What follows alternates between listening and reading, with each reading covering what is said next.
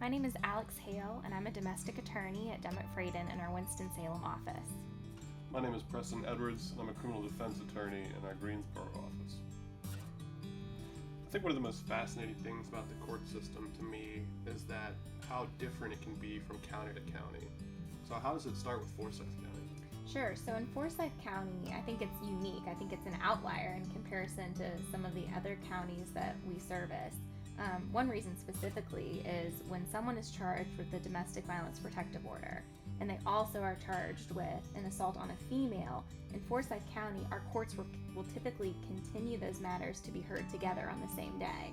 What's your experience in Guilford? That's completely different. Oh, wow. In Guilford County, primarily, we do civil side completely by itself, so you'll do the 50B well in advance of the assault on a female case.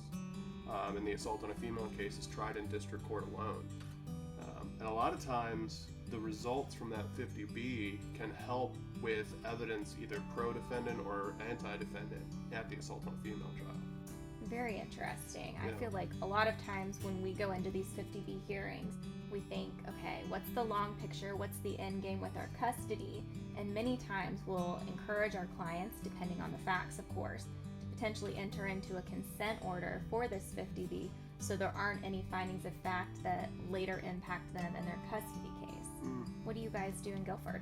Well, so for consent orders specifically, that is actually excluded evidence under the federal rules of evidence and the state rules of evidence. So that's not even something we can talk about.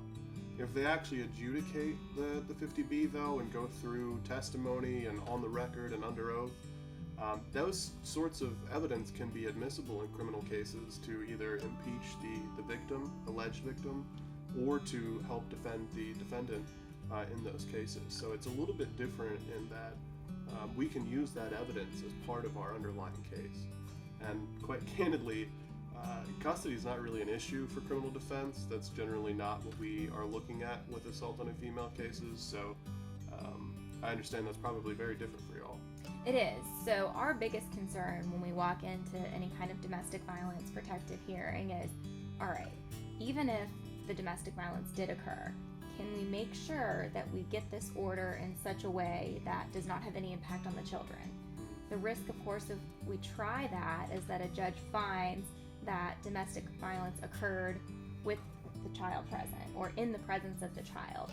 And then much similarly to what you're saying in the criminal sense, the attorney can bring in that court order with that finding that says that you committed domestic violence in the presence of your child, and then a judge, of course, will consider that in determining what's in the best interest of the child.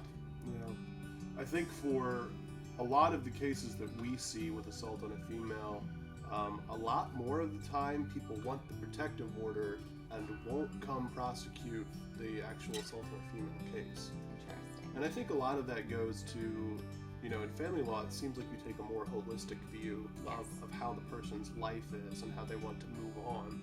For in criminal defense, I have one goal, and that's defending that person the best that I can. Sure. I think that's a little bit of a difference that creates a tension between the 50B system and the actual criminal justice assault on a female system. I think you're absolutely correct. Yeah. And I think it's so important and nice that we do have these crossover meetings with Yeah. our firm to be able to communicate and say you represent the client on the assault on a female. One of our domestic attorneys represents the client on the DVPO or the domestic violence. It's great that we can collaborate and really, have the holistic approach in mind, but also be able to take your end goal and in consideration to try and get this resolved. Well, I think that's one of the really powerful things about this firm is that anytime that I need, I can call a family attorney and get that advice if I need it for the criminal case and vice versa. If you need some advice regarding your custody or family law situation in Forsyth County or the surrounding counties, please come make an appointment with me at Dummit Fradin in Winston-Salem. And if any of these criminal offenses come by your door at some point in Guilford, Alamance, or Randolph, come see me and we'll help you out here at Dummit Fradin.